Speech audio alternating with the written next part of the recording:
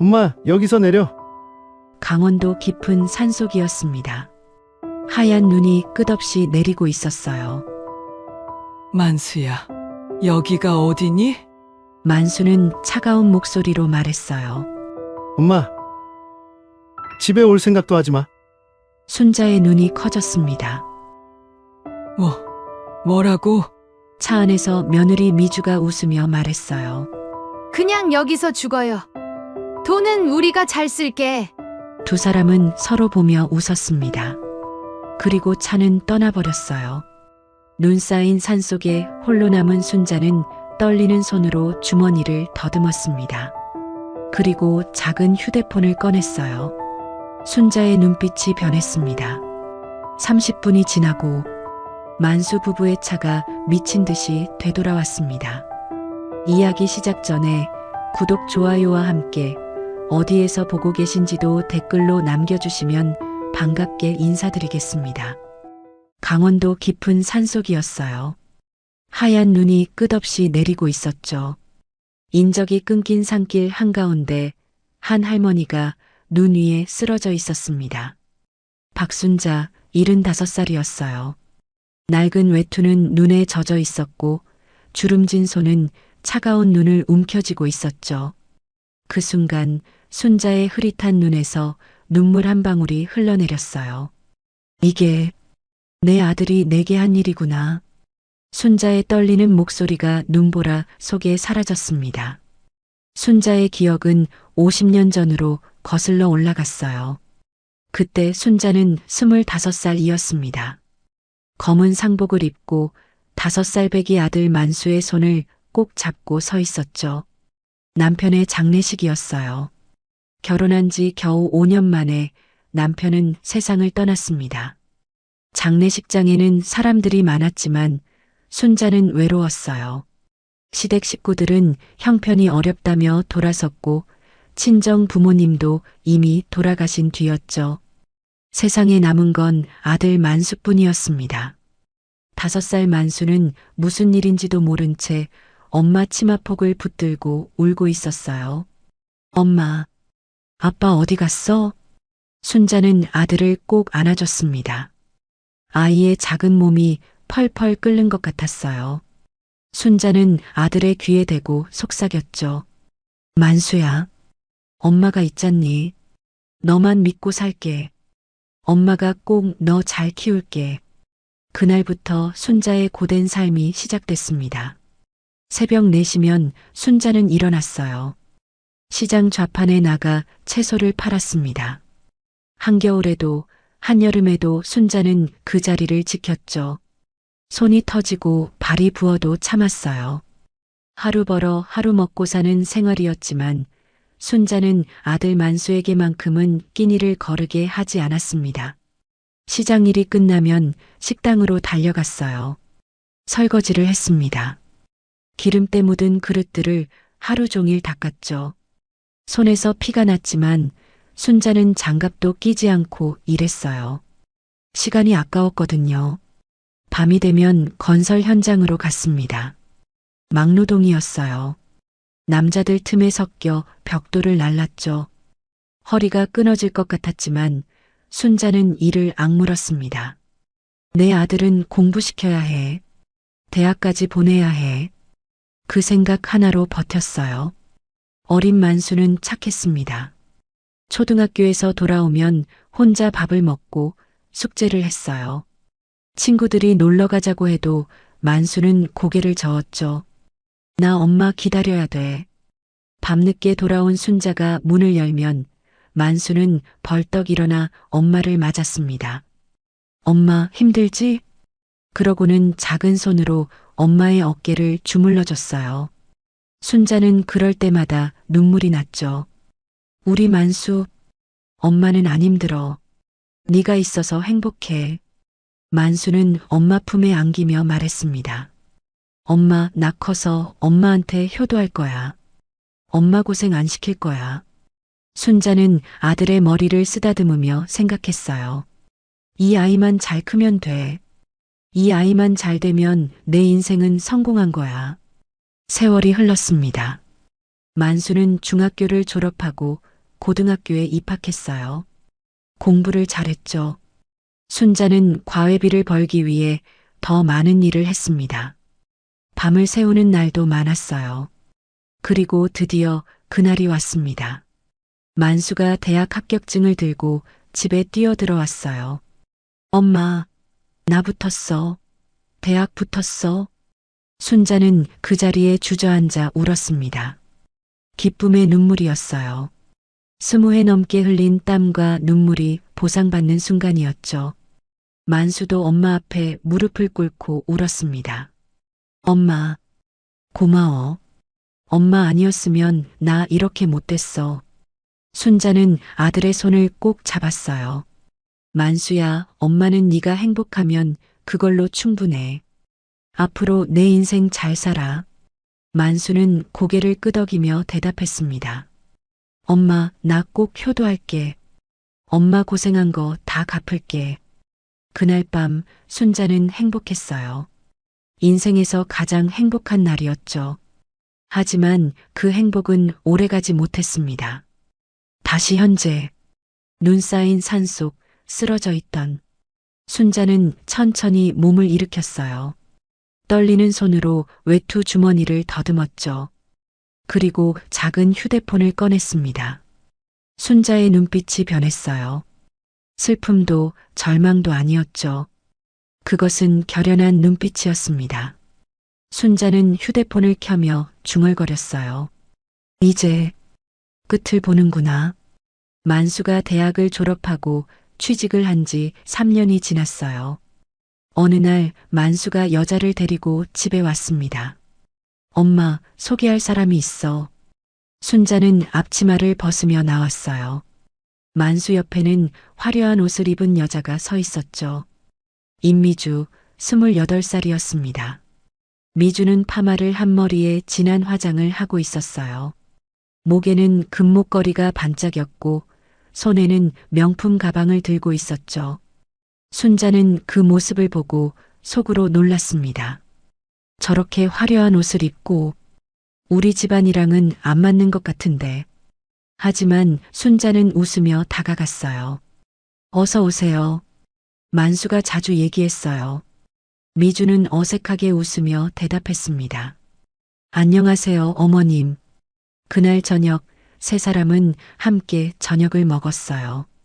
순자가 정성껏 준비한 밥상이었죠. 된장찌개, 김치, 생선구이가 놓여 있었습니다. 미주는 숟가락을 들더니 찌개를 한번 떠먹고는 그만 내려놓았어요. 순자는 그 모습을 보며 가슴이 철렁했죠. 입맛에 안 맞나 보네. 석 달 후 만수와 미주는 결혼했습니다. 작은 결혼식이었어요. 순자는 예단을 준비해야 했죠. 하지만 수중에 돈이 없었습니다. 평생 모은 것이라고는 금반지 한 쌍뿐이었어요. 그것은 돌아가신 남편이 결혼할 때 순자에게 끼워준 반지였습니다. 순자는 50년 가까이 그 반지를 끼고 살았어요. 힘들 때마다 반지를 보며 남편을 떠올렸죠. 순자는 반지를 빼며 눈물을 삼켰습니다. 여보, 우리 아들 결혼하는데 이해해 주세요. 순자는 금은방에 가서 반지를 팔았어요. 그 돈으로 이불 한 채와 식기 세트를 장만했죠.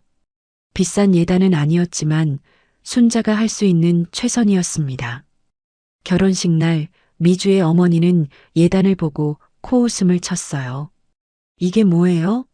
요즘 누가 이런 걸 예단으로 줘요? 순자는 고개를 숙였습니다. 미주도 불만스러운 표정이었지만 아무 말도 하지 않았어요. 만수는 그 모습을 보고도 어머니 편을 들지 않았습니다. 신혼 한 달이 지났어요. 만수 부부는 순자가 살고 있는 작은 아파트에서 함께 살기로 했습니다. 순자는 안방을 내주고 자신은 작은 방을 썼어요. 며느리가 편하게 지내길 바랐거든요. 하지만 미주는 불편해했습니다. 아침마다 순자가 일찍 일어나 밥을 하면 미주는 귀찮다는 표정을 지었어요. 어머님, 아침은 안 먹어요. 저 다이어트 중이거든요. 순자가 빨래를 하려고 하면 미주는 짜증을 냈습니다. 어머님, 제 옷은 제가 할게요. 손상되면 어떡해요. 순자는 조심스러워졌어요. 며느리 눈치를 보게 되었죠. 한 달이 지나던 어느 날 미주가 만수에게 말했습니다. 여보, 나 시어머니랑 같이 못 살 것 같아. 만수는 놀라며 물었어요. 왜? 엄마가 뭘 잘못했어? 미주는 고개를 저었습니다. 잘못한 건 없어. 그냥 불편해. 신혼인데 둘이 살고 싶어? 그날 밤 만수는 어머니께 조심스럽게 말했어요. 엄마, 미주가 좀 불편해하는 것 같아. 우리 둘이 좀 살아보면 안 될까? 순자는 가슴이 무너지는 것 같았습니다. 하지만 며느리를 미워할 수 없었어요. 그래, 엄마가 나가야지. 신혼인데 불편하겠구나. 일주일 후 순자는 짐을 챙겼습니다. 살림살이라고 해봐야 옷가지 몇 벌과 이불 한 채가 전부였어요. 순자는 반지하 단칸방을 얻었습니다. 월세 30만 원짜리 방이었어요. 햇빛도 잘 안 들고 곰팡이 냄새가 났지만 순자는 참았죠. 아들이 행복하면 됐어. 나야 어디서든 살 수 있어. 석 달이 지났습니다. 어느 일요일 순자는 시장에서 장을 보다가 미주를 봤어요. 미주는 화려한 옷을 입고 여자들과 함께 어디론가 걸어가고 있었습니다. 순자는 반가워서 손을 들려다가 멈췄어요. 미주가 들어간 곳은 이상한 건물이었습니다. 간판에는 영생의 빛 교회라고 쓰여 있었어요. 하지만 교회 같지 않았죠. 건물 안에서는 이상한 노랫소리가 들렸고 사람들이 소리를 지르고 있었습니다. 순자는 불안했어요. 저게 무슨 교회지? 저런 데 다니면 안 되는데. 하지만 며느리에게 뭐라고 할 수도 없었습니다. 자꾸 잔소리한다고 싫어할 수도 있었으니까요. 그로부터 한 달 후였어요. 만수가 어머니 집을 찾아왔습니다.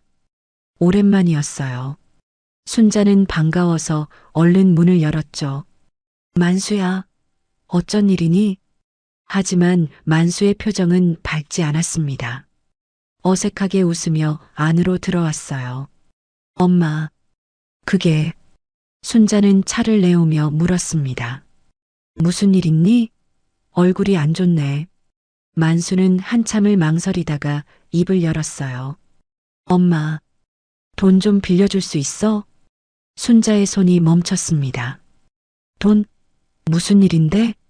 만수는 고개를 숙였어요. 미주가 교회에 헌금을 많이 했어. 그런데 생활비가 부족해서. 순자는 가슴이 답답했습니다. 그때 본 그 이상한 교회가 떠올랐어요. 얼마나 필요한데? 200만 원만. 다음 달에 꼭 갚을게. 순자는 아들의 얼굴을 바라봤습니다.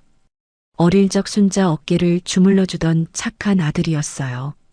엄마 효도할게라고 말하던 그 아이였죠. 그래, 엄마가 줄게. 갚지 않아도 돼. 만수는 고개를 들며 말했어요. 엄마 고마워. 꼭 갚을게. 하지만 순자는 알고 있었습니다. 이게 끝이 아니라는 것을요.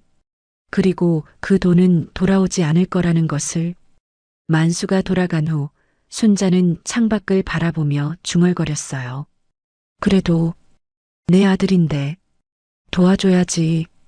그날 밤 순자의 휴대폰에서 알 수 없는 번호로 전화가 왔습니다. 순자가 받지 않자 끊어졌어요. 하지만 그 전화는 만수 부부의 집에서 걸려온 것이었습니다. 미주가 만수에게 말하고 있었어요. 여보, 어머니한테 더 받아와. 200만 원으로는 부족해. 200만 원을 준 지 일주일이 지났어요. 만수가 다시 찾아왔습니다. 엄마, 미안한데 또 좀. 이번에는 300만 원이었어요. 미주가 교회에다 또 헌금을 했다고 했죠. 순자는 한숨을 쉬며 돈을 내줬습니다.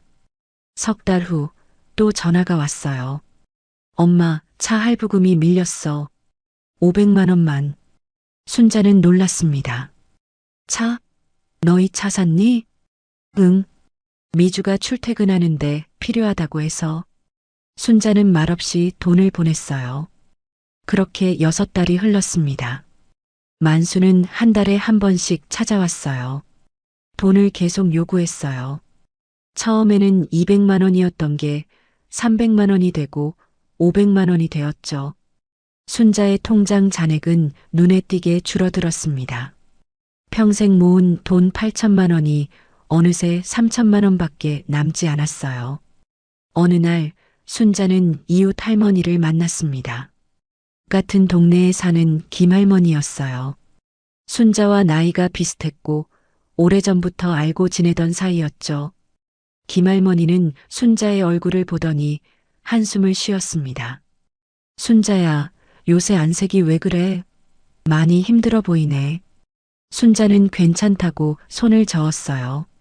아니에요, 괜찮아요. 하지만 김할머니는 순자의 손을 잡았습니다. 나 다 알아.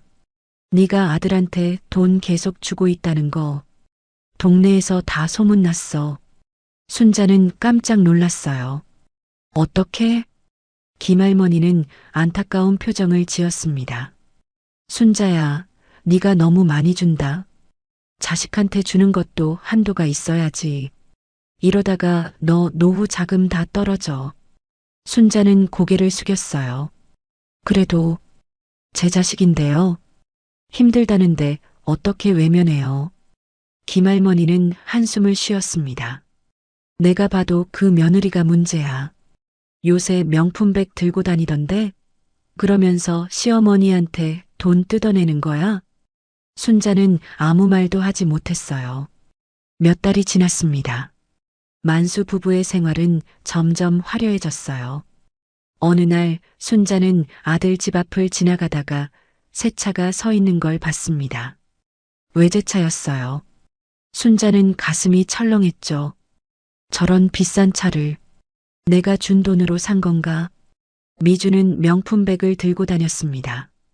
동네 사람들이 수군거렸어요. 저 집 며느리 엄청 사치스럽더라. 매일 백화점 가던데? 맞아. 그러면서 시어머니는 반지하 단칸방에서 산대. 말이 되니? 순자는 그런 소문을 들으면 얼굴이 화끈거렸습니다. 하지만 아무 말도 하지 못했어요. 추석이 다가왔습니다. 순자는 며칠 전부터 준비를 했어요. 아들 가족이 온다고 했거든요. 새벽부터 일어나 음식을 만들었습니다. 갈비찜, 잡채, 동그랑땡, 나물 5가지, 그리고 송편까지요. 순자의 작은 부엌은 음식 냄새로 가득 찼어요. 손이 부르트고 허리가 아팠지만 순자는 기뻤습니다. 오랜만에 아들이랑 밥 먹겠네. 추석 당일 만수 부부가 왔어요. 순자는 반갑게 맞았습니다. 어서 와. 밥 다 차렸으니까 앉아. 하지만 미주의 얼굴은 차가웠어요. 상을 보더니 코웃음을 쳤죠. 어머님, 이런 거 요즘 누가 먹어요? 너무 기름지고 짜요. 순자는 당황했습니다. 그래. 네가 좋아할 줄 알고. 미주는 젓가락도 들지 않았어요. 저 다이어트 중이거든요. 이런 음식 먹으면 안 돼요. 만수는 옆에서 어색하게 웃기만 했습니다. 어머니 편을 들지 않았어요. 엄마, 미주가 요새 건강 관리한대. 이해해줘. 순자는 가슴이 무너지는 것 같았어요. 며칠 밤을 새워 만든 음식이었는데 젓가락 한 번 대지 않는 며느리를 보니 눈물이 났죠. 그래, 알았어. 미안하구나. 미주는 휴대폰만 들여다보다가 남편에게 말했습니다. 여보, 우리 그냥 갈까? 친구들이랑 약속 있잖아. 만수는 고개를 끄덕였어요. 엄마, 우리 먼저 갈게. 약속이 있어서. 순자는 붙잡고 싶었지만 그럴 수 없었습니다. 그래, 조심해서 가렴. 만수 부부가 나간 후 순자는 혼자 밥상 앞에 앉았어요. 가득 차려진 음식들이 쓸쓸해 보였죠. 순자는 혼자 밥을 먹으며 눈물을 흘렸습니다. 내가 뭘 잘못한 걸까? 어디서부터 잘못된 걸까? 그로부터 석 달 후였어요. 만수가 다시 찾아왔습니다. 이번에는 표정이 심각했어요. 엄마, 큰일 났어. 순자는 놀라며 물었습니다. 왜? 무슨 일이니? 만수는 한참을 망설이다가 말했어요. 사업을 하려고 하는데 자금이 필요해. 5천만 원만 빌려줘. 순자는 깜짝 놀랐습니다. 5천만 원? 그게 무슨 애 이름이니? 만수는 애원하듯 말했어요. 엄마, 이번만이야. 정말 마지막이야. 사업만 되면 다 갚을게. 제발 좀 도와줘. 순자는 고개를 저었습니다. 만수야, 엄마도 이제 돈이 별로 없어. 남은 건 내 노후 자금밖에 없단다. 만수의 얼굴이 굳어졌어요.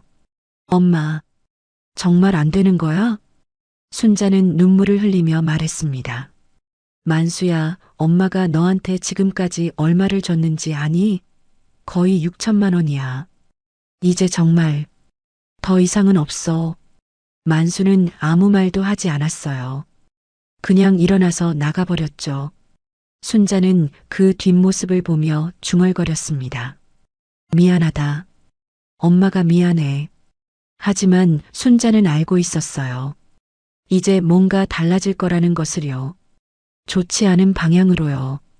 만수가 나간 후 3일이 지났어요. 순자는 아들에게 전화를 걸었습니다. 하지만 전화를 받지 않았어요. 문자를 보냈죠. 만수야, 엄마야. 전화 좀 받아라. 답장이 없었습니다. 순자는 불안했어요. 혹시 아들한테 무슨 일이 생긴 건 아닐까 걱정되었죠. 사흘째 되는 날 순자는 아들 집으로 갔습니다. 아파트 앞에 도착했어요.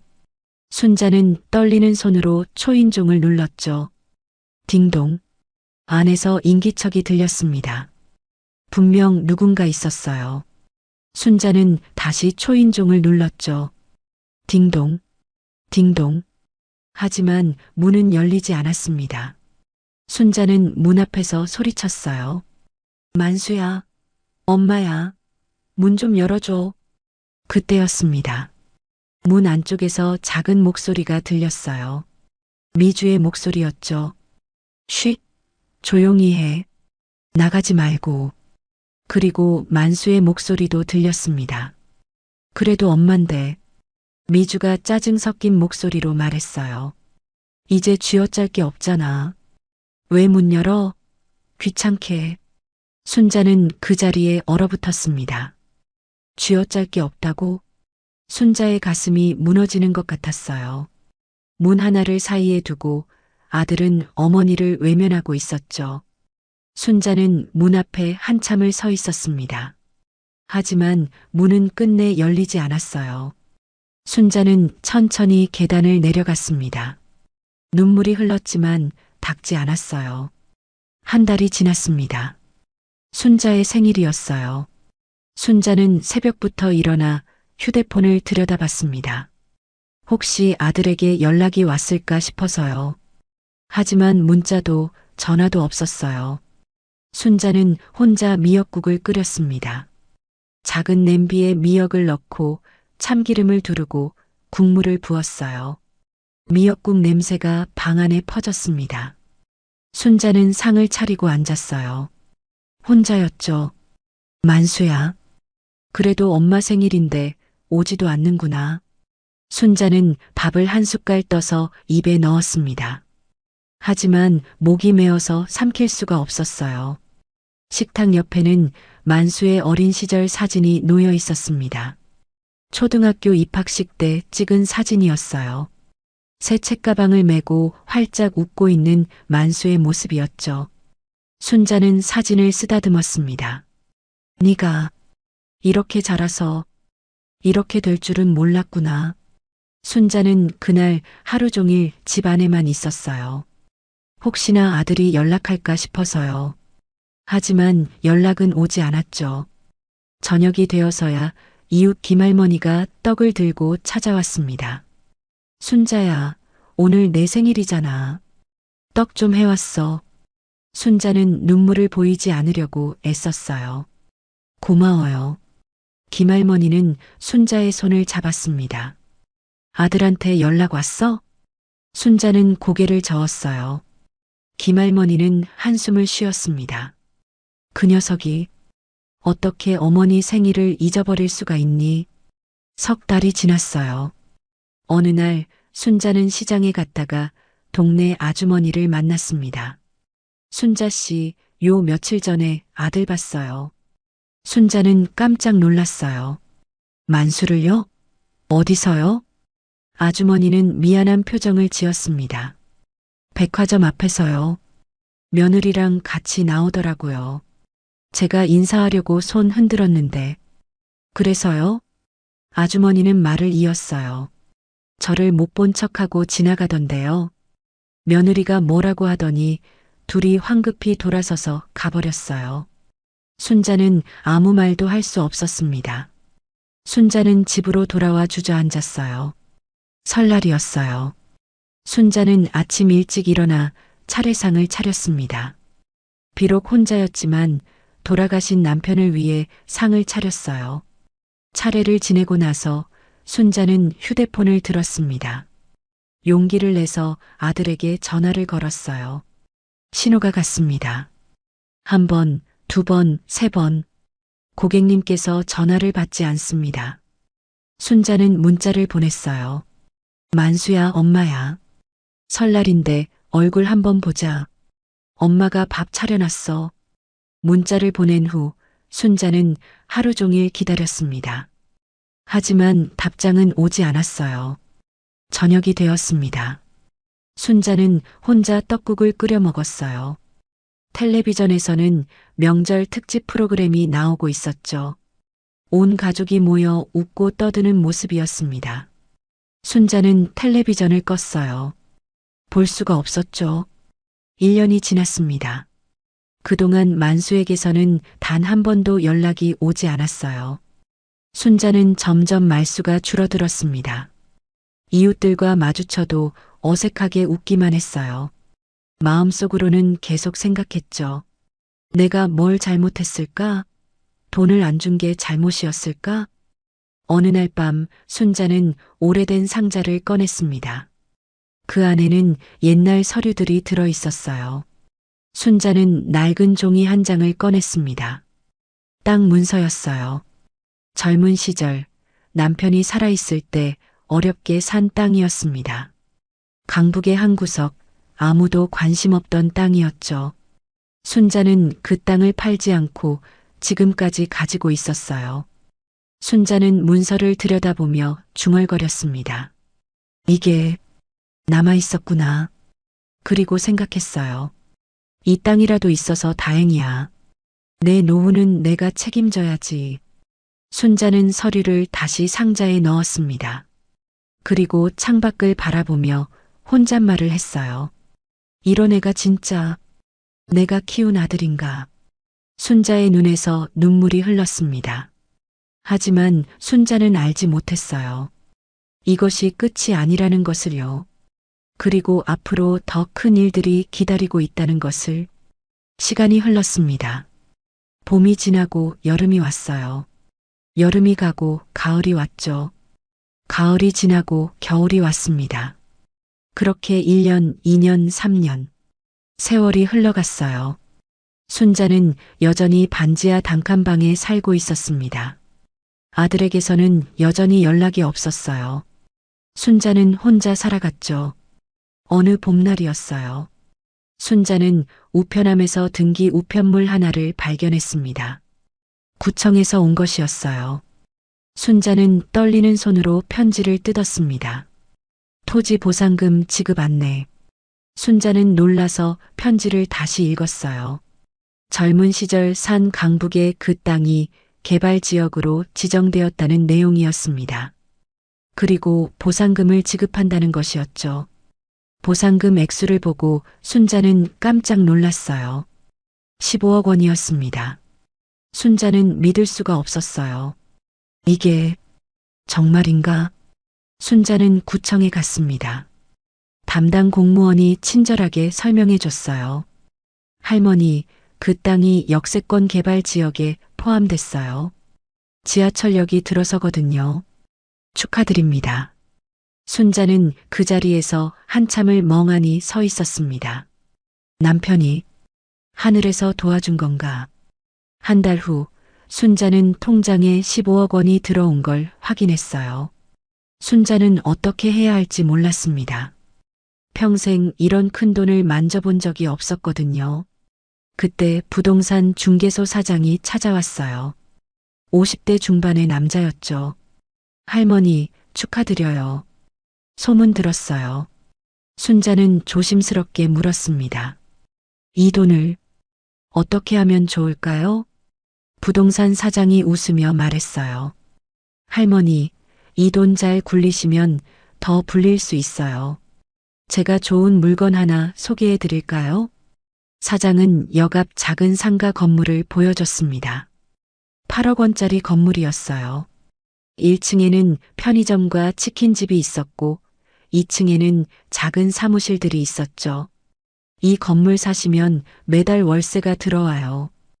한 달에 500만 원 정도요. 순자는 조심스럽게 물었습니다. 그럼 1년이면 6천만 원이네요? 맞아요, 할머니. 그리고 건물값도 계속 오를 거예요. 순자는 고민했어요. 하지만 믿어보기로 했죠. 알겠습니다. 사겠습니다. 순자는 건물을 샀습니다. 그리고 정말로 매달 월세가 들어왔어요. 처음에는 믿어지지 않았죠. 일도 하지 않는데 돈이 들어오다니요. 1년이 지났습니다. 순자는 모은 돈으로 또 다른 건물을 샀어요. 이번에는 조금 더 큰 건물이었죠. 12억 원짜리였습니다. 2년이 지났어요. 건물값이 올랐습니다. 처음 산 건물이 15억 원이 되었어요. 순자는 그 건물을 팔고 더 큰 건물을 샀죠. 그렇게 3년, 5년, 15년이 흘렀습니다. 순자는 이제 여러 채의 건물을 가지고 있었어요. 자산이 200억 원이 넘었죠. 순자는 부자가 되었습니다. 하지만 순자의 생활은 변하지 않았어요. 여전히 단칸방에서 살았습니다. 좋은 집으로 이사하라는 부동산 사장의 말도 거절했어요. 저는 이 집이 편해요. 이대로 살겠습니다. 옷도 여전히 낡은 옷을 입었습니다. 시장에서 싼 옷을 사 입었어요. 밥도 집에서 해 먹었습니다. 비싼 식당에 가지 않았어요. 동네 사람들은 수군거렸습니다. 순자 할머니가 부자래. 건물을 여러 채나 가지고 있대. 그런데 보면 여전히 그 단칸방에 살던데? 참 특이한 분이야. 어느 날 지역 방송국에서 순자를 취재하러 왔어요. 자수성가 할머니의 성공 스토리를 취재하고 싶습니다. 순자는 처음에는 거절했지만 기자가 여러 번 부탁하자 마지못해 인터뷰를 했습니다. 짧은 인터뷰였어요. 순자는 자신의 이야기를 담담하게 했죠.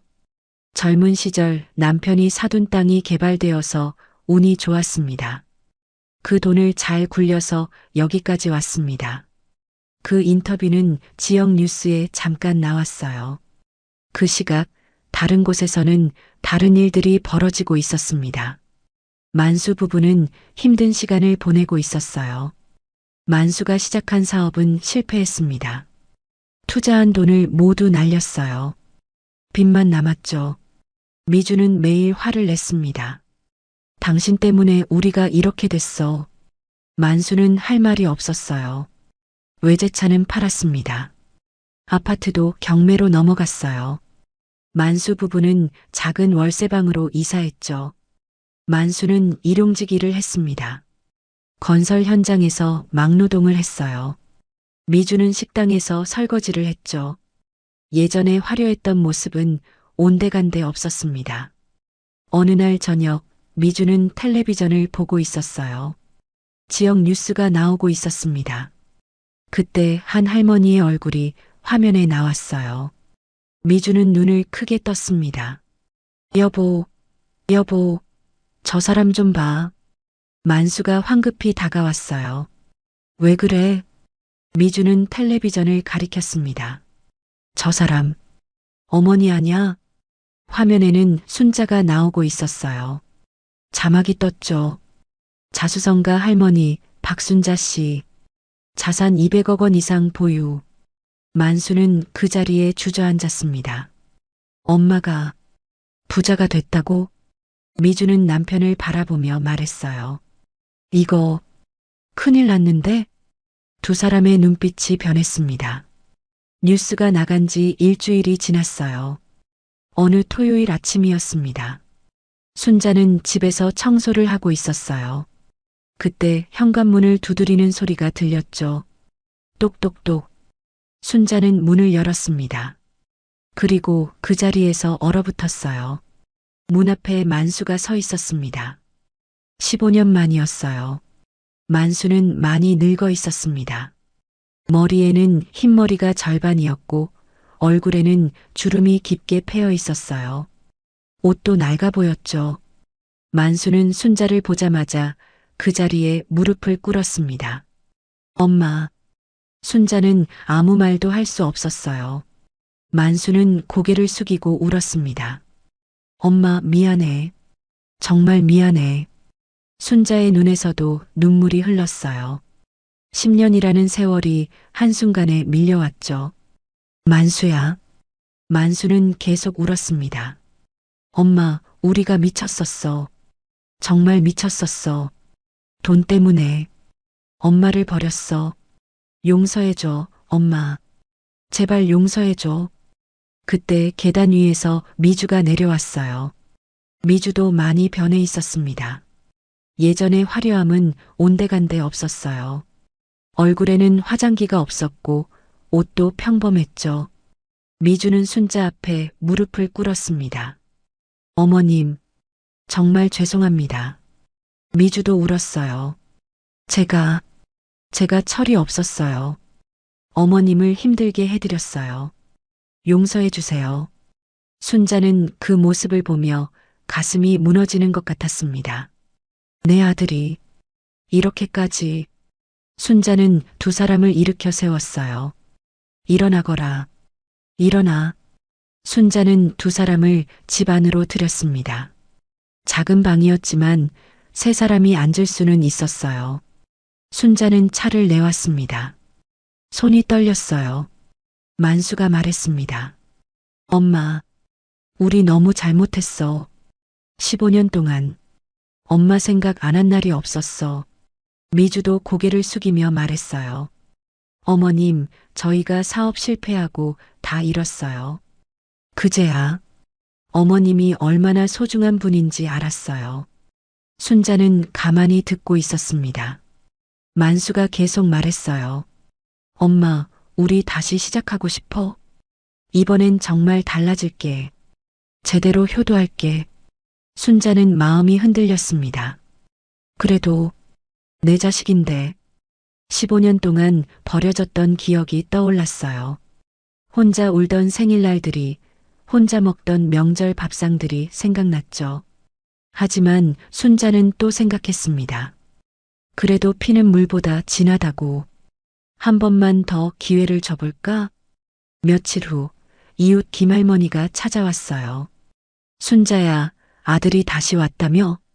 순자는 고개를 끄덕였습니다. 김할머니는 걱정스러운 표정을 지었어요. 또 속지 마. 15년 동안 연락도 안 하다가 네가 부자 됐다니까 온 거잖아.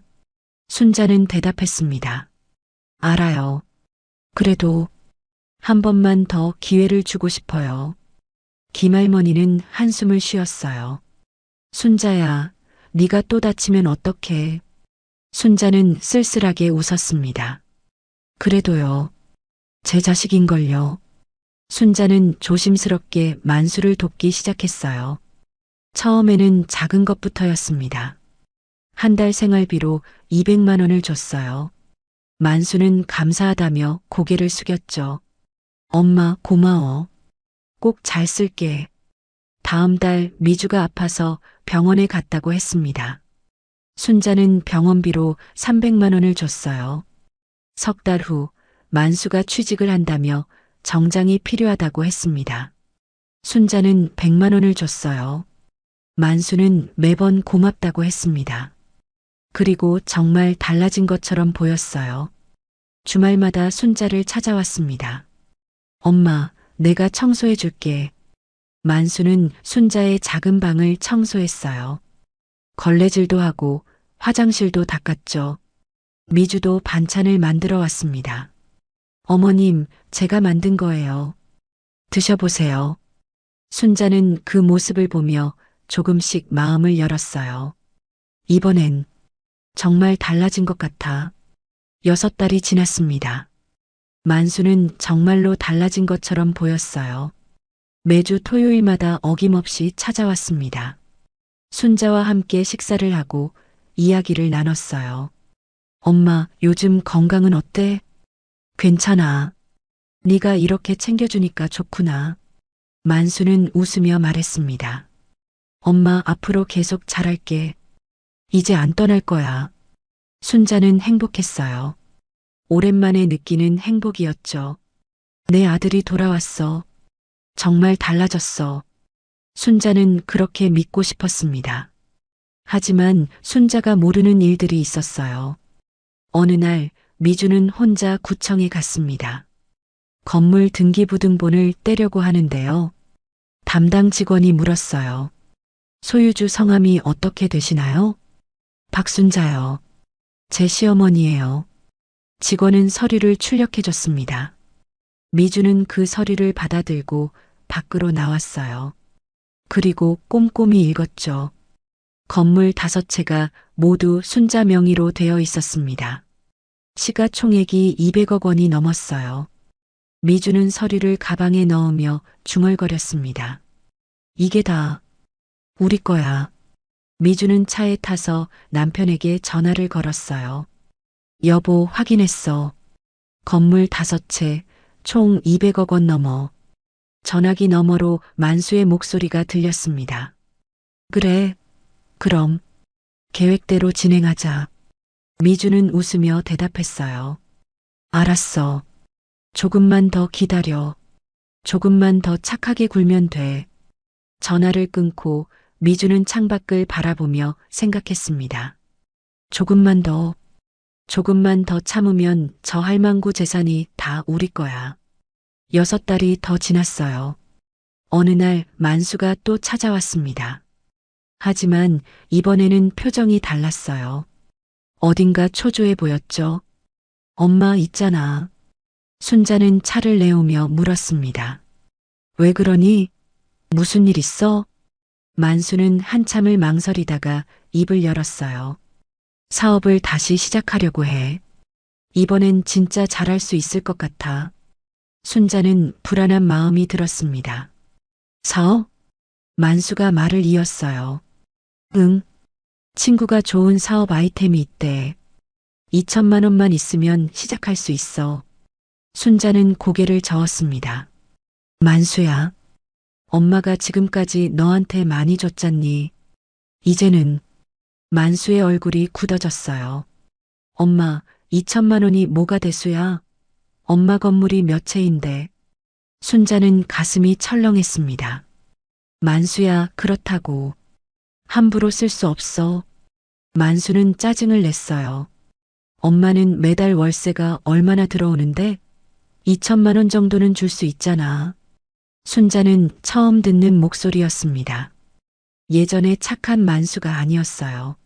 만수야, 이번엔 못 줘. 정말 미안하구나. 만수는 화를 내며 일어섰습니다. 그래, 알았어. 엄마는 역시 돈이 더 중요하지. 자식보다. 그리고 문을 쾅 닫고 나가버렸어요. 순자는 그 자리에 주저앉았습니다. 일주일이 지났어요. 만수에게서 연락이 없었습니다. 순자는 불안했어요. 2주일이 지났습니다. 여전히 연락이 없었어요. 한 달이 지났습니다. 만수는 오지 않았어요. 전화도 받지 않았죠. 순자는 마음이 아팠습니다. 또 이러는 건가? 그러던 어느 날이었어요.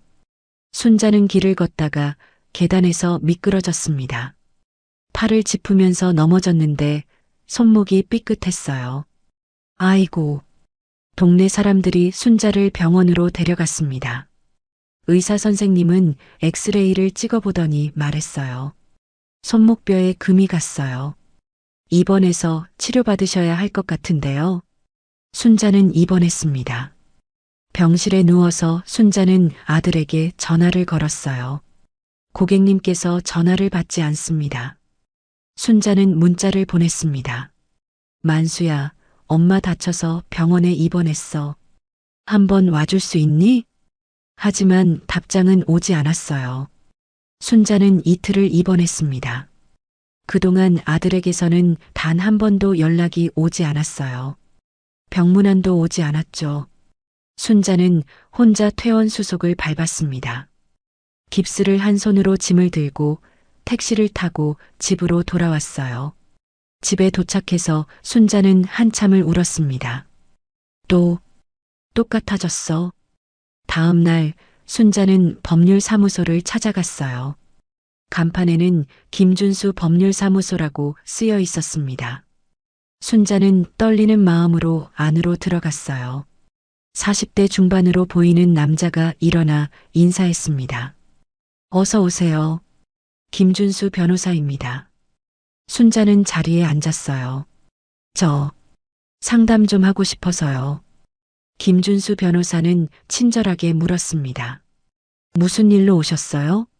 순자는 한참을 망설이다가 입을 열었어요. 제 재산을 어떻게 관리하면 좋을지 알고 싶어서요. 그리고 순자는 말을 멈췄습니다. 김준수 변호사는 차분하게 기다렸어요. 순자가 다시 말했습니다. 제 아들이 제 재산을 믿고 노력을 안 하는 것 같아서요. 변호사는 고개를 끄덕이며 메모를 시작했어요. 자세히 말씀해 주시겠어요? 순자는 자신의 이야기를 했습니다. 과거의 일부터 최근에 있었던 일까지요. 변호사는 조심스럽게 물었어요. 혹시 재산을 안전하게 보호하고 싶으신 건가요? 순자는 고개를 끄덕였습니다. 네. 그런데 어떻게 해야 할지 모르겠어요. 일단 차근차근 준비해 보시죠. 제가 도와드리겠습니다. 명함 드릴게요. 언제든 연락 주세요. 순자는 명함을 받았습니다. 그리고 조금 마음이 놓였어요. 며칠 후였어요. 순자는 아들 집 근처를 지나게 되었습니다. 반찬을 좀 해서 갖다 줄까 하는 마음이었어요. 그때 카페 앞에서 동네 아주머니를 만났습니다. 아이고, 순자 씨. 오랜만이에요. 네, 안녕하세요. 아주머니는 순자를 안으로 데리고 들어갔어요. 차 한잔 하시죠. 둘은 자리에 앉았습니다. 아주머니는 조심스럽게 말을 꺼냈어요. 순자 씨, 그 얘기 들으셨어요? 무슨 얘기요? 아주머니는 주위를 둘러보고 작은 목소리로 말했습니다. 순자 씨 며느리 말이에요. 구청에 가서 순자 씨 재산 조사했다던데요. 순자는 깜짝 놀랐어요. 뭐라고요? 아주머니가 말을 이었습니다. 제 친구가 구청에서 일하거든요. 며느리분이 와서 시어머니 건물 등기부등본 다 떼어갔대요. 뭘 알아보는 것 같다고. 순자는 가슴이 내려앉는 것 같았습니다. 정말 그런 일이 있었나요? 아주머니는 안타까운 표정을 지었어요. 순자 씨, 조심하세요. 며느리가 뭔가 꾸미는 것 같아요. 순자는 차를 마시는 척하며 눈물을 참았습니다. 카페를 나오면서 순자는 생각했어요. 역시 돈 때문이었구나. 처음부터 끝까지 돈이었어. 순자는 주머니에서 김준수 변호사 명함을 꺼냈습니다. 그리고 천천히 휴대폰을 들었어요. 여보세요, 변호사님. 저 박순자예요. 다시 상담 좀 하고 싶은데요. 일주일이 지났어요. 순자는 마음을 정리하고 아들 집에 가기로 했습니다. 화해를 하고 싶었어요.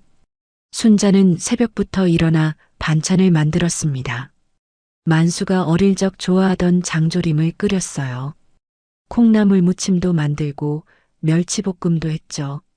이 반찬 갖다 주고 이야기 좀 해봐야지. 순자는 반찬통을 보자기에 싸서 들고 아들 집으로 향했습니다. 저녁 6시쯤이었어요. 순자는 아파트 계단을 올라갔습니다. 숨이 찼지만 천천히 올라갔어요. 아들 집 앞에 도착했습니다. 순자는 초인종을 누르려다가 멈췄어요. 현관문이 살짝 열려 있었어요. 안에서 큰 소리가 들렸습니다. 만수와 미주가 대화하는 소리였어요. 거실 불이 환하게 켜져 있었고 목소리가 복도를 통해 밖까지 들렸습니다. 순자는 문 밖에 조용히 서서 귀를 기울였어요. 미주의 목소리가 들렸습니다. 이대로는 안 되잖아. 어머니가 절대 안 줄 거라고. 만수의 목소리도 들렸어요. 그럼 어떻게 해? 건물이고 땅이고 다 엄마 명의인데. 미주가 짜증 섞인 목소리로 말했습니다. 뭔가 방법이 있을 거 아냐? 명의를 넘기게 하든지. 만수가 답답한 듯 말했어요. 어떻게? 억지로 할 수도 없고. 미주의 목소리가 더 커졌습니다. 모르겠어. 뭐든 해야지. 빚쟁이들이 난리인데 어떡하라고. 만수도 답답한 목소리로 말했어요. 나도 답답해 미치겠어. 분명 수백억은 되는데 엄마가 절대 안 줄 것 같아. 미주가 말했습니다. 방법을 찾아봐. 우리가 가져올 수 있는 방법을. 만수가 한숨을 쉬었어요. 알았어. 생각해 볼게. 순자는 그 자리에 얼어붙었습니다. 손에 들고 있던 보자기가 미끄러질 뻔했어요. 순자는 황급히 붙잡았죠. 순자의 눈에서 눈물이 흘렀습니다. 보자기를 들고 천천히 계단을 내려갔습니다. 한 계단, 한 계단 내려가면서 순자는 눈물을 닦았어요. 아파트 밖으로 나왔습니다. 차가운 바람이 불었어요. 순자는 그 자리에 한참을 서 있었죠. 이 아이는 다시 돌아온 게 아니라 돈 때문에 돌아온 거였구나. 순자는 집으로 걸어갔습니다. 평소 같으면 30분이면 도착하는 거리였지만 그날은 1시간이 넘게 걸렸어요. 발이 떨어지지 않았거든요. 집에 도착했습니다. 순자는 문을 열고 안으로 들어갔어요. 불도 켜지 않고 그냥 바닥에 주저앉았습니다. 어둠 속에서 순자는 울었어요. 소리내어 울었습니다. 만수야, 엄마가 뭘 잘못했니? 순자는 밤새도록 울었어요. 창밖으로 해가 떠올랐습니다. 순자는 울다 지쳐서 그대로 잠이 들었어요. 낮이 되어 순자는 깨어났습니다. 몸이 뻐근했어요. 바닥에서 잔 탓이었죠. 순자는 천천히 일어났습니다. 화장실에 가서 얼굴을 씻었어요. 거울을 봤습니다. 눈이 퉁퉁 부어 있었어요. 순자는 거울 속 자신을 보며 생각했습니다. 이대로는 안 돼. 나도 대책을 세워야 해. 이 아이가 정말 어떤 마음인지 알아봐야겠어. 순자는 결심했어요. 순자는 천천히 계획을 세우기 시작했습니다. 내가 치매에 걸린 척하면 이 아이들이 어떻게 나오는지 볼 수 있을 거야. 순자는 새벽까지 생각했어요. 창밖이 밝아올 때쯤 순자는 마음을 굳혔습니다. 이번엔 끝까지 확인해 보겠어. 다음 날 아침이었어요. 순자는 주머니에서 김준수 변호사 명함을 꺼냈습니다. 떨리는 손으로 전화를 걸었어요. 신호가 갔습니다. 여보세요, 김준수 변호사입니다. 순자는 목소리를 가다듬고 말했어요. 변호사님, 저 박순자예요. 기억하시죠? 네, 물론입니다. 무슨 일로 연락 주셨어요? 순자는 잠시 망설이다가 말했습니다. 변호사님, 만나서 상담 좀 하고 싶어요. 급한 일이에요. 알겠습니다. 오늘 오후에 시간 되세요? 네, 괜찮아요. 그럼 오후 3시에 사무실로 오시겠어요? 순자는 고개를 끄덕였습니다. 네, 그렇게 하겠습니다. 전화를 끊고 순자는 창밖을 바라봤어요. 이제 시작이야. 순자의 눈빛이 달라졌습니다. 슬픔이 아니었어요. 결연한 눈빛이었죠. 순자는 옷을 갈아입고 밖으로 나갔습니다. 변호사 사무실로 향하는 순자의 발걸음은 무거웠지만 흔들리지 않았어요. 이제 순자는 더 이상 당하기만 하는 어머니가 아니었습니다. 오후 3시였어요. 순자는 변호사 사무실에 앉아 있었습니다. 변호사는 순자의 이야기를 조용히 듣고 있었어요. 그래서 변호사님, 제가 치매 걸린 척 하려고 해요. 김준수 변호사는 고개를 끄덕였습니다. 어머니께서 직접 확인해 보시겠다는 거죠? 네. 이 아이들이 정말 어떤 마음인지 끝까지 보려고요. 변호사는 잠시 생각하더니 말했어요. 알겠습니다. 그럼 먼저 어머니 재산부터 안전하게 정리해야겠어요. 순자는 고개를 끄덕였습니다. 건물과 땅을 모두 매각하겠습니다. 그리고 그 돈을 해외 계좌로 이체하는 거예요. 법적으로 완벽하게 처리하겠습니다. 그럼 아들 부부는 모르겠죠? 네, 절대 모릅니다. 어머니 명의 통장에는 50만 원만 남겨두겠습니다. 순자는 조금 안심이 되었어요. 변호사가 덧붙였습니다. 그리고 제가 언제든 도움이 필요할 때 도와드리겠습니다. 순자는 변호사를 바라보며 말했어요. 변호사님, 감사합니다. 천만에요. 제가 끝까지 도와드리겠습니다. 일주일 후부터 건물 매각이 시작되었어요. 순자는 변호사와 함께 부동산 거래를 진행했습니다. 시장가보다 조금 낮은 가격이었지만 빠르게 처분했어요. 건물 5채가 모두 팔렸습니다. 총 210억 원이었어요.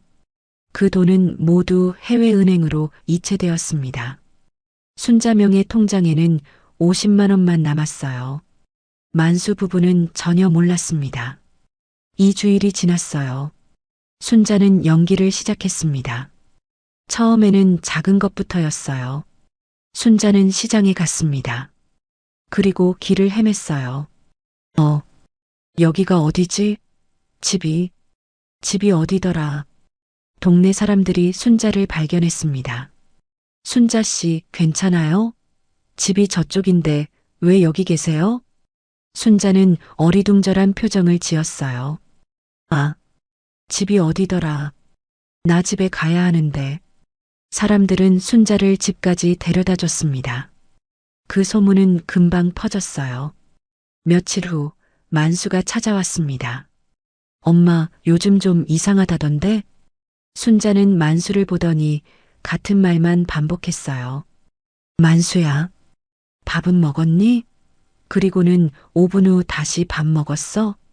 만수는 당황했습니다. 엄마, 방금 물어봤잖아. 순자는 또 물었어요. 밥은 먹었니? 그리고 갑자기 다른 말을 했습니다. 아, 나 장 봐야 하는데. 장을 봐야 해. 미주도 옆에서 지켜보고 있었어요.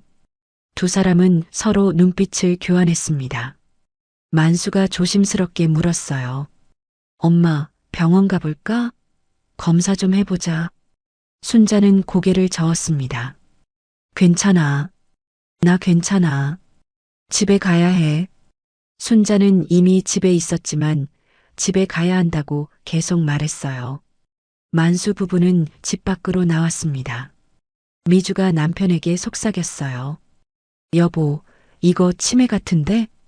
만수는 난처한 표정을 지었습니다. 그런 것 같아. 미주의 눈빛이 이상하게 반짝였어요. 한 달이 지났습니다. 순자의 연기는 계속되었어요. 어느 날 만수 부부가 또 찾아왔습니다. 이번에는 태도가 달랐어요. 미주가 순자에게 반말을 했습니다. 할머니, 가만히 있어요. 우리가 알아서 할게. 순자는 못 알아보는 척했어요. 누구세요? 미주는 신경 쓰지 않았어요. 알아보지도 못하네. 어차피 반말해도 기억도 못할 텐데 뭐. 만수도 점점 무시하는 태도를 보였습니다. 엄마, 이것저것 묻지 좀 마. 엄마는 기억도 못하잖아. 순자는 속으로 눈물이 났지만 표정은 멍한 척했어요. 2개월이 지났습니다.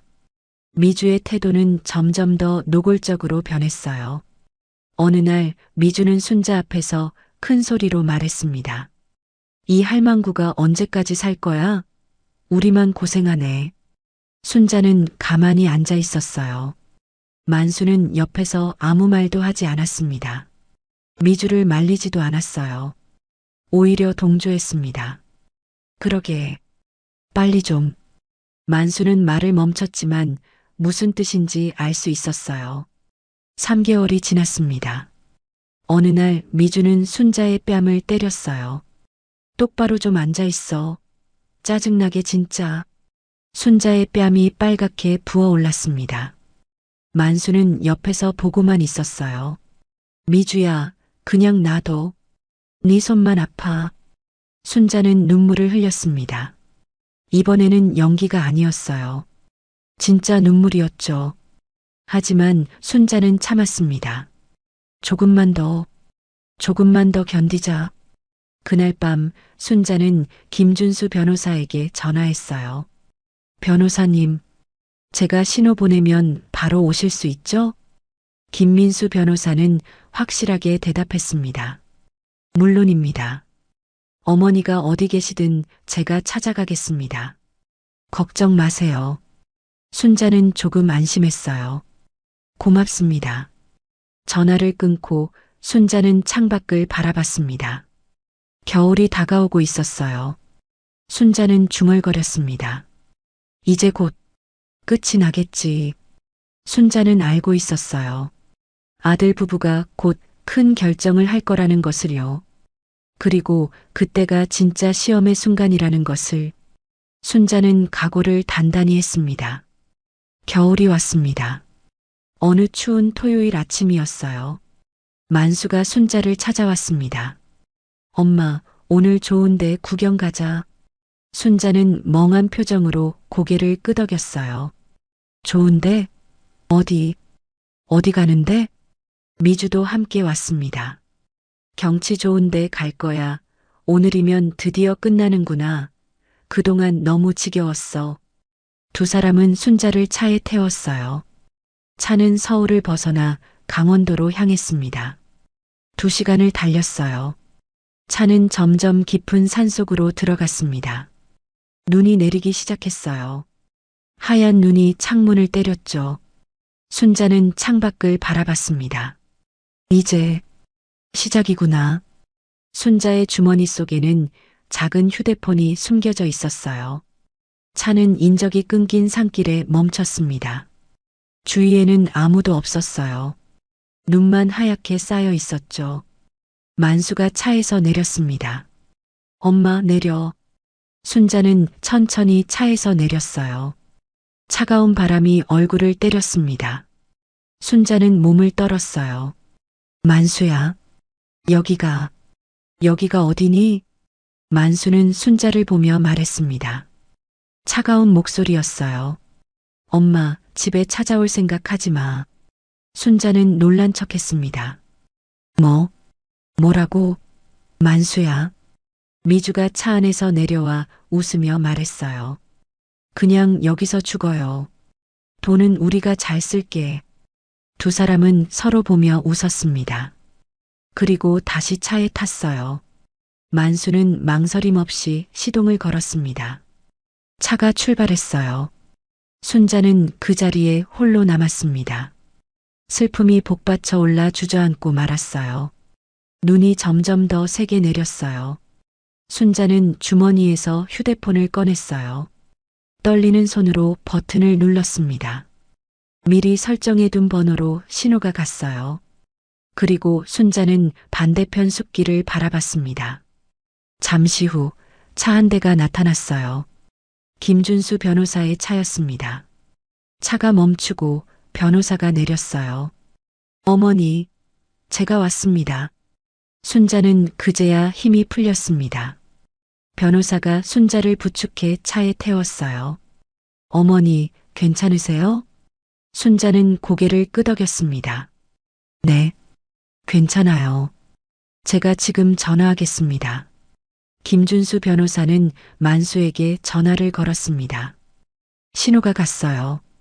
만수가 받았습니다. 여보세요? 변호사는 차분하게 말했어요. 만수 씨, 저 어머님 담당 변호사인 김준수입니다. 만수는 놀란 목소리로 물었습니다. 네, 변호사님이 왜?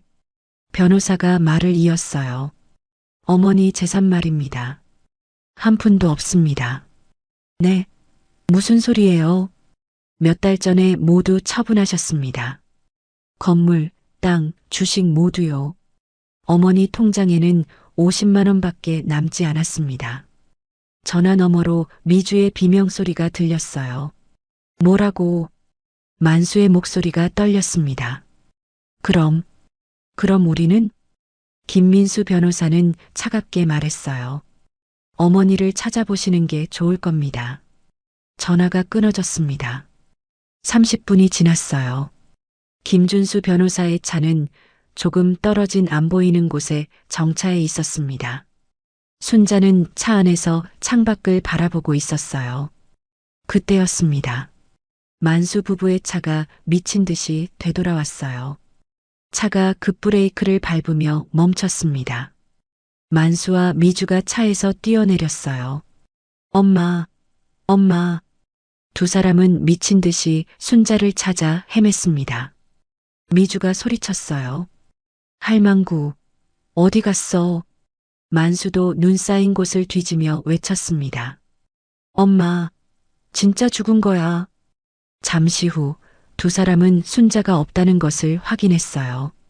미주가 화를 내며 소리쳤습니다. 이 할망구가 우릴 가지고 논 거야. 만수도 분노했어요. 재산 다 처분했다고? 미친. 우릴 속인 거잖아. 미주는 눈을 발로 차며 욕을 퍼부었습니다. 우리 이렇게 고생하게 만들어 놓고 끝까지 우릴 가지고 놀다니. 만수는 주먹으로 나무를 쳤어요. 우리 빚은 어떡하라고. 엄마가 우릴 이렇게 만든 거야. 두 사람 모두 반성은 없었습니다. 오직 분노뿐이었어요. 차 안에서 이 모든 걸 지켜보던 순자는 눈물도 나오지 않았습니다. 순자는 씁쓸하게 웃었어요. 변호사가 조심스럽게 물었습니다. 어머니, 가시겠습니까? 순자는 고개를 끄덕였어요. 네, 가요. 차는 조용히 출발했습니다. 순자는 뒤를 돌아보지 않았어요. 3년이 흘렀습니다. 만수 부부는 완전히 망했습니다. 집은 경매로 넘어갔습니다. 두 사람은 지하방으로 이사했어요. 만수는 다시 건설 현장에서 막노동을 했습니다. 미주도 또 식당에서 설거지를 했어요. 빚에 시달렸습니다. 매일 빚쟁이들의 전화가 왔어요. 어느 저녁이었습니다. 만수는 지하방에서 텔레비전을 보고 있었어요. 뉴스가 나오고 있었습니다. 자수성가 할머니 전 재산 200억 원 고아원에 기부. 만수는 화면을 보고 얼어붙었어요. 화면에 순자가 나오고 있었습니다. 기자가 물었어요. 이렇게 큰 재산을 기부하시는 이유가 뭔가요? 순자는 차분하게 대답했습니다. 자식은 있었지만 제 마음속에선 이미 죽었습니다. 이 돈을 가치 있는 곳에 쓰고 싶었습니다. 만수는 그 자리에 무릎을 꿇고 통곡했어요. 엄마, 엄마. 하지만 이미 늦었습니다. 순자는 고아원 식당에 앉아 있었습니다. 아이들이 순자를 둘러싸고 밥을 먹고 있었어요. 할머니, 맛있어요. 순자는 웃으며 아이들의 머리를 쓰다듬었습니다. 많이 먹어라. 많이 먹어. 순자의 얼굴은 평화로웠어요.